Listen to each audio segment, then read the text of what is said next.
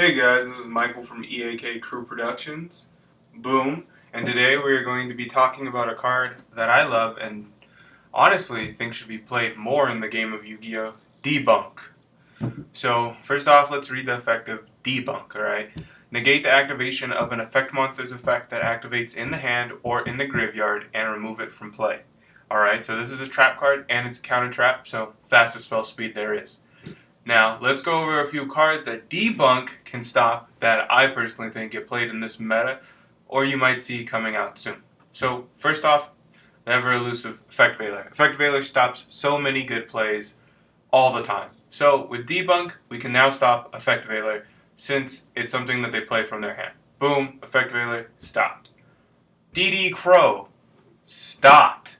And remember, it's also hand or graveyard, so even if I am wrong about that, it stops them anyways because they activate in the graveyard. So, even though I'm pretty sure they activate in the hand, resolve in the graveyard. Anyways, Swift Scarecrow. Another card that activates in the hand, gone. Now your opponent gets hit directly and you might go for game now. Maybe they thought they were going to be able to stop your OTK with this card and now they can't. They're done. We've got Battle Fader, which we all know is quite an annoying card and sets up the Monarch play. Useless now. Gores, a dread for all of us. Everybody hates Gores. Nobody likes to see him come out when they're the one who's about to have to fight the damn thing. So Stop Gores, amazing. Stop Tragodia, a card that I think is starting to get more play than Gores himself. I mean, Tragodia is just more playable for the simple fact that it's anytime you take battle damage. Hell, you can attack into your opponent's monster and summon your Tragodia. It doesn't even have to be that they attack you directly like with Gores, who also has to have no cards on the field. Plus, Tragodia has multiple effects. His ability to change his level range really makes him an exceptional card for synchroing and for XYZ summoning. And of course, Tragodia's effect to be able to snatch monsters from your opponent's side of the field forever. I mean, that's banana pancakes crazy.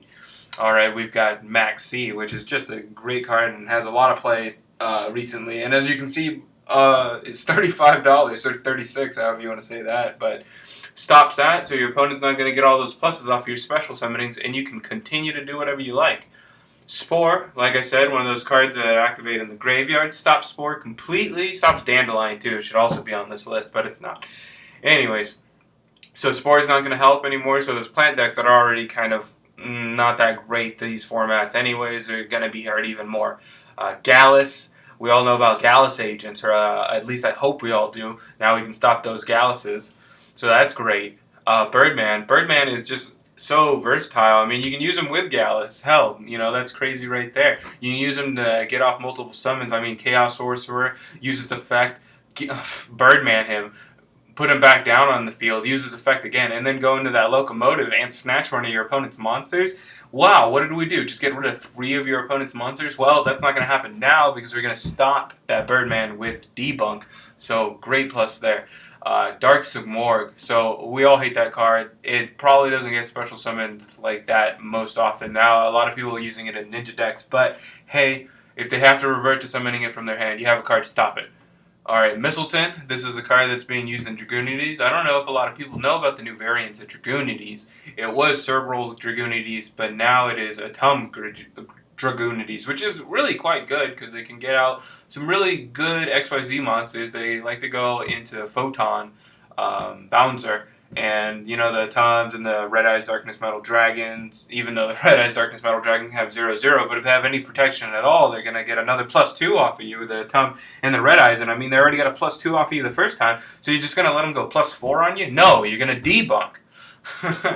Alright, so Doppel Warrior, we all know about this card. And they like to play Jung, blah blah blah, get the 5, special summon this, go for 7, Black Rose you, and you're screwed. Not this time. This time you're going to debunk the Doppel Warrior. They're not going to get those amazing pluses. They're not going to be able to have the Formula Synchron play because of those tokens that they create. It's not happening. Illusionary Snatcher, a card that I don't think has really graced the world of Yu-Gi-Oh! Just yet, but you might see it in some Heretic builds because its effect, let's just go over it right now because I think it's a pretty cool card.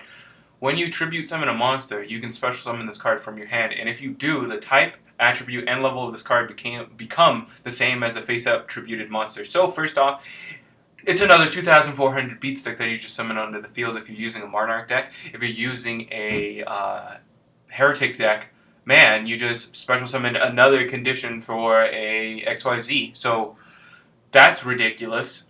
Yeah, I mean, come on now. And then, I mean, look at it. It's either a 2,400 beat stick that you're helping to use to just beat over your opponent and go for an OTK, or you're going into like a bouncer, or maybe that's the camera. Who knows? Of course, we've got Kazone from the Six Samurais, and of course, Grandmaster could also be in this list. And now we debunk them. They're not going to get all those pluses on Gateway, and we might even stop them in their tracks. It's pretty good. We've got High Priestess of Prophecy. This is a deck that's going to be a little popular even though it's not that tier. This is really the only card that makes the deck super good. And although this is not the condition that it's summoned most often, they do sometimes reveal and special summon it that way. Now you can stop it. We've got Master Hyperion, which goes along with the Gallus and the Birdman and the Agent builds, and you're now able to stop his summoning, and it's a good thing because you don't want him to pop your cards, and on top of that be a 2,700 beat stick with maybe even a gotcha on the field, making him just 3,100 death that you don't want to deal with, trust me. We've got Swap Frog, just because, hey man, I could see Monarchs coming back with card D, allowing you to get that +1 draw, and then you having the battle faders in your hand to be able to stop your opponent from OTKing you because you did that opening play. And then the fact that you have the Illusionary Snatcher so that you can, I mean, Caius, Illusionary Snatcher, effect, Bouncer.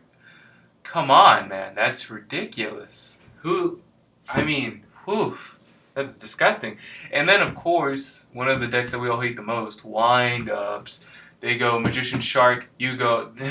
so now they go Magician, Reveal Shark, and you go, oh, I'm sorry, I have Debunk, actually. Yeah. Looks like you just fucked up, and I get to kill your Magician. Thank you. Good night. No, but seriously, though, I mean, look at this list of cards, and there's more that are still meta that can be... I mean, Debunk just stops.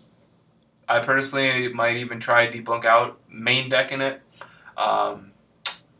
It's probably going to find a way into my side.